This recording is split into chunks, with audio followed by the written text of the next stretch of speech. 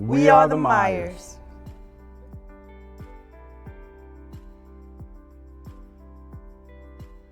We met when we were younger, playing in the summertime, him at his aunt's house and me at my aunt's house. We came back together in high school and got to know each other again, but didn't start dating until college. She's right. We met as children around, that 10-year-old age. And then we met again in high school, and we were friends in high school. I kind of liked her in high school. She wouldn't give me any play. I was a little bit too much of a player at that time in my life, so she wasn't trying to hear it. But we remained friends, and after we graduated from high school and she came home from college on Christmas break, we got together and we started dating, and we've been together ever since. Ever since.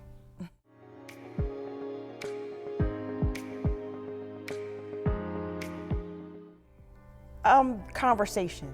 We started talking. It made me feel that he was the one because of how we talked. We had conversations on the phone daily. I was in college and he was here in Philly. And I just grew to start liking him more than I did when we were in high school. I'm gonna tell you, it's funny because for men, it's usually a little bit different for us. And I think for me, I knew that she was the one when we were in high school. Mm-hmm. And I used to tell my buddies, I had these two buddies in high school, and we used to all kind of hang out together. And I used to tell them, man, one of these days I'm gonna date her. That's gonna be my girl. And he's like, man, you're never gonna get her. She's not giving you no play. It's not gonna happen. I was like, okay, y'all believe that. And so, like I said, we maintained our friendship. And then when she called me out of the blue, when she got home from school on college break, I ran into those two guys on South Street one night. And I was out with some of my other buddies, and I ran into them, and he was like, hey man, how you doing? I was like, how y'all doing? And I said, what you been up to? And he was like, what you been up to? I said, guess what? You'll never believe it. I said, me and Zina have been together. We got together after high school, and we still together. He's like, man, I never would have thought that would happen, but I knew back in high school that she was the one. I don't know how I knew, I just knew. Some things you just know, like you like chocolate ice cream. I knew I wanted her to be my woman, and it was that. I was convinced from that day. That makes me feel good. I mean, he always used to tell me that in high school, you're gonna be with me, you're gonna be with me. And I'm like, yeah, right. But it makes me feel good that we have longevity now.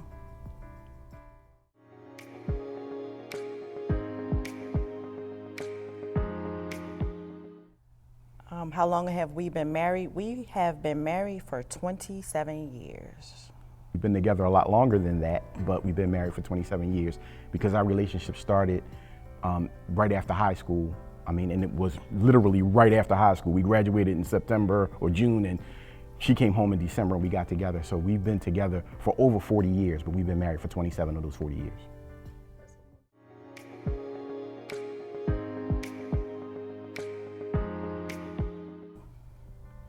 What drew us to marriage ministry together was just a continuation of our serving on ministry. We served at Sharon's ministry for about 6 or 7 years.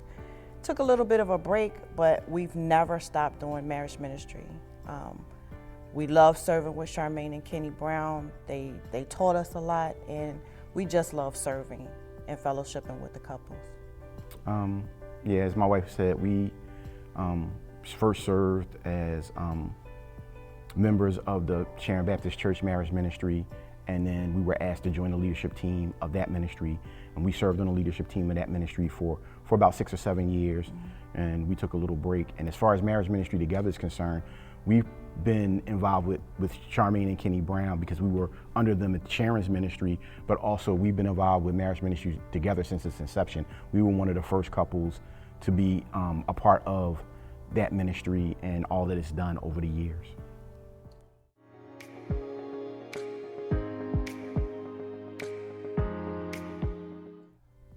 One of the hurdles that we had in our marriage was, it's not that our marriage wasn't a good marriage. I had issues with trust. So I think once I started coming to marriage ministry and marriage ministry together, I started learning how to trust my husband more. And we started serving together on ministry and also growing in our faith with God. I mean, I definitely felt the impact of it. I mean, one of the things that had been kind of a foundation, one of the founding things in our relationship was, when we first started dating, it's that thing where you have to, as a man, you have to kind of always convince the woman that you love her. You have to constantly show her love and care, and you're constantly proving yourself. And, one of the things that was one of the bases of our relationship early on was that I had a reputation of being somewhat of a ladies' man, and things of that nature. And so when I initially said to her, hey, you're gonna be with me. We're gonna be together one day. I like you. I want to be. She never really believed that then. And as we got together and as time went on, whatever her trust issues were, it was a thing for me of always having to prove to her that you're the one for me, that I'm here because I love you. I'm here because I believe in us and our relationship, and this is where I want to be and what I want to do. So it impacted me in that, I had to continually reinvent myself that way to constantly prove it. But how God brought us through that hurdle was He allowed me to continue to love her through that, even though she had doubts. Like, I was able to just, because I believed it. I believed that she was the person for me and that God is who she was who God gave me. And even if she wasn't 100% sure yet, then I was just going to stick it out and I was just going to be there. And He brought us through that hurdle. Like, He really did bring us through that hurdle. It was just a thing for me to not get discouraged, because it's difficult when someone is not completely able to give you all of themselves, when you feel like you're giving them all of yourself. But I understood that, it would take time. And once, she decided and understood that, this is who he is and what this really is, and that he's telling me, he's being honest and true with me, and he's really giving me his heart. She truly gave me her heart, and it opened up our marriage to new heights. I mean, it gave us a greater appreciation for each other, for our relationship, and our love just deepened after that. I mean, it really did. So I think that at that point, that was a hurdle that brought us through, and just kept us, and He's still keeping us.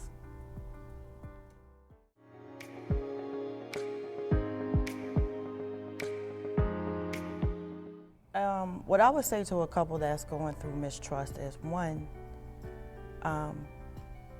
pray about it. Give it to God, pray about it, and be honest. Be honest with each other, and also communicate. And if you are having difficulties with that, then be accountable. Find someone that you can be accountable to, marriage ministry, someone that you trust, that can help you through the hard times. During our marriage, when I used to give myself to him in each way, my trust issue was that I'm doing all of this, but you're going to end up leaving me. And that's not always true. As women, sometimes we have our own misconceptions. We have to be honest with ourselves as well, and be accountable to each other. And just let God take over. Pray about it. Pray before you talk. Pray after you talk. And just keep God first. And you'll watch your marriage grow. I think it's a difference if the trust issues are coming from the woman not trusting or coming from the man not trusting. Because I think for men, when men lose trust a lot of times in their relationship, a lot of times for them, depending on what that issue is, and usually for men, the level of trust is usually because of some type of infidelity for us. Because usually for most men, we can get by just about anything but that.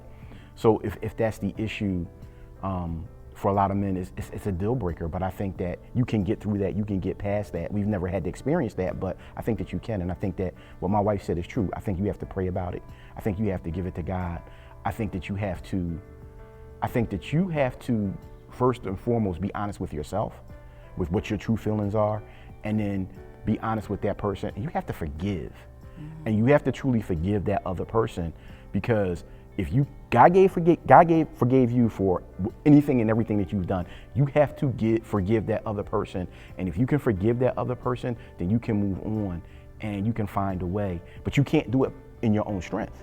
You have to have God to lean on to help you get to that. But you have to forgive You have to have accountability. You have to talk, and you need time to work it out. And you also have to be willing to accept the fact that maybe the other person may not ever be able to come around to trusting you ever again, or you even to trusting them ever again. So you have to be willing to accept that eventuality. But I think that with God's help and with hard work and determination and that communication piece, really talking to each other and really just bearing your soul to each other, that you can get through that and you can make it work, because God can make anything work.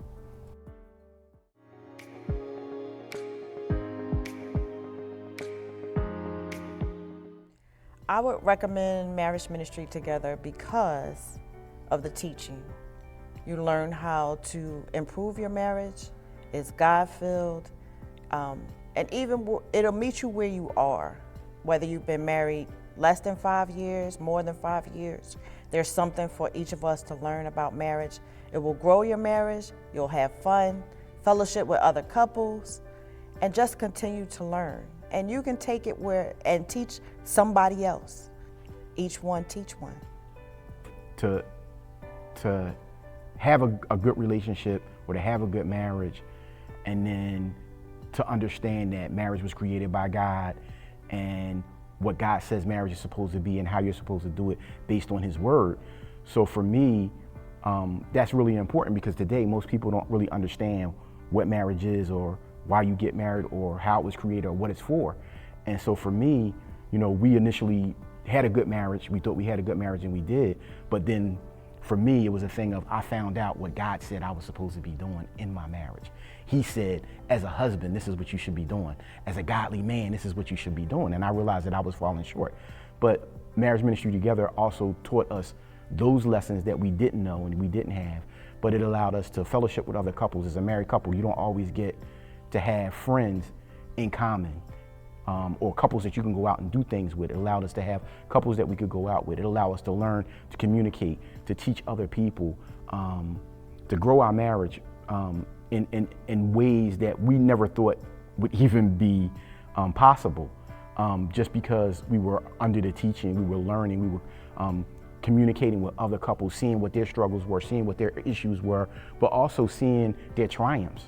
And the things that they've come through and how God had brought them through certain things, and seeing just being around other people who think like you do, who believe what you believe, and we're all striving for the same thing. We're all striving to have a good relationship, to have a good, strong marriage, and or good, strong relationship, whatever works for you to help that to grow. It can be an aid. I don't care if you're going through problems or you're not going through problems, just to be able to find new ways to enhance what you already have. Marriage Ministry Together is a place to allow you to do that. It's a place where you can come with your spouse and you can learn individually, you can learn, collectively you can learn as a couple. It's a great experience. It has been for us.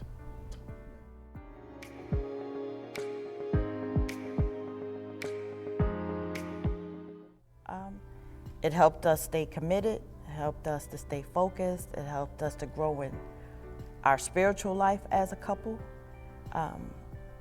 It helped us to be better individually and collectively as a couple.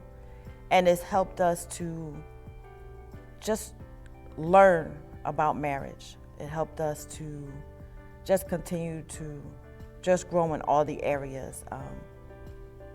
It helped us to grow in our trust. And we always said when we got married that divorce wasn't an option for us. So we continue to strive with Marriage Ministry Together because it's just another vehicle for us to learn. It will help you wherever you are, and you learn as women, as men, and as couples. Marriage Ministry Together has helped us as a couple by allowing us to have a place that we could go together and serve God together. A lot of times when you are doing any type of ministry or any type of service, you tend to serve individually. We found that we wanted to serve together. We wanted to find a way where we could be together and we could serve together. And Marriage Ministry allowed us to do that. How Marriage Ministry Together has helped our marriage is it's helped us to grow. It's helped us to learn different ways to communicate. It's helped us to meet other couples and have friendships with other couples, which prior to us being involved with marriage ministry, we didn't have a lot of married couples that were our friends that we could do things with. It also helped us be able to teach others what we know and what we've learned. We found over time that people watch you. People are watching, even when you don't think that they are. You go about your mundane life every day and you just do what you do, and you don't think that people are watching, but people are watching. And we found that people have been watching, and people have said things to us over the years, how do you do it, and asked us questions. So it's allowed us to not only teach them what we've done and show them what we've done, but also open the door to them and say, hey, if you want to learn what we learned, this is how you do it. We also have children who are adult children now. Our daughter and our son-in-law have, they just recently got married, and it's a platform also for us to help them as a younger couple. We can not only be an ocular demonstration of what marriage is supposed to be for our family and for our children, but we can also reach back and teach them and the young people in their sphere and anybody that we come to. My wife just said something important: each one teach one. We have to start in where our sphere of influence is. You start at your house and with your kids' friends, and you move out from there. So it's been a vehicle for us to be able to learn what God wants us to do, what God wants you to do in your marriage, as well as share that with other couples and share that with younger people. And it's just been a great thing, and it's helped us tremendously just grow our relationship and our marriage over time.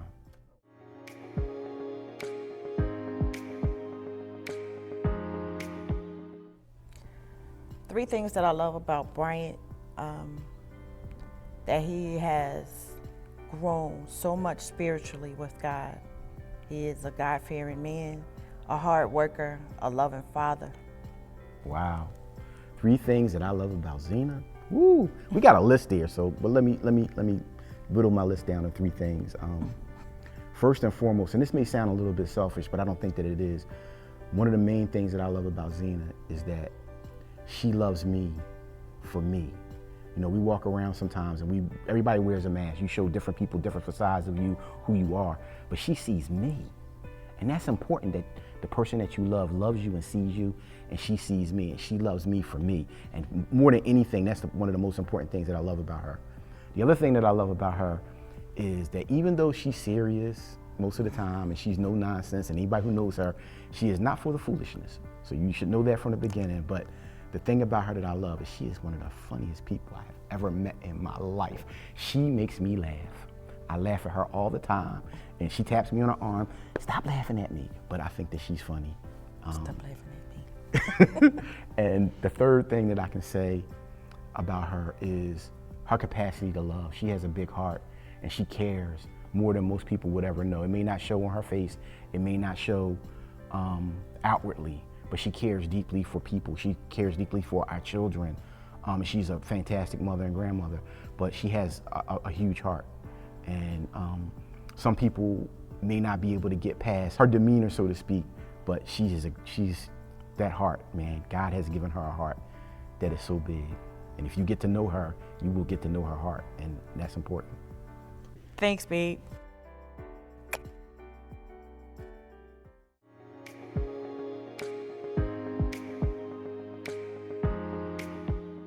One thing that makes me feel loved is when he cooks me breakfast. I like when he cooks breakfast on the weekend. I can sit back, I can have my tea, we listen to some jazz while we're cooking breakfast. But before that, we get up and we have devotionals and we pray. But that is it when he cooks me breakfast. Wow. I think one thing that I love that Zina does for me is he believes in me when nobody else does. She's never doubted any of my ability to be or do anything. She really bolsters me in a way behind the scenes that you don't see. In a lot of ways, she's my strength. I remember a number of years ago when our children were small, after we have twin girls, and after she had the twins, she had gotten sick, and she wasn't able to care for the kids and wasn't able to do as much for our family as she wanted to. And it really was hard for her. But during that time, I just remember her, you know what I mean, still trying to be strong for me, still trying to, you know, bolster me up. And I can remember telling a friend that, you know, I love her so much because she makes me stronger. She makes me feel that I can do anything because she's with me. And that's what she does for me. She's my strength. She shelters my heart. I love her so much. I love you.